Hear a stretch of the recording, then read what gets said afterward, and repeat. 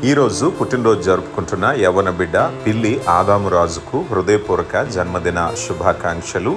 వారి తల్లిగారు పిల్లి మధుబాల ఖతార్ దేశంలో ఉన్నారు. ఈరోజు వారి పుట్టినరోజును బట్టి పేదలకు ఆహారాన్ని స్పాన్సర్ చేశారు. దేవుడు పిల్లి ఆదాము రాజును బహుగా దీవించునుగాక.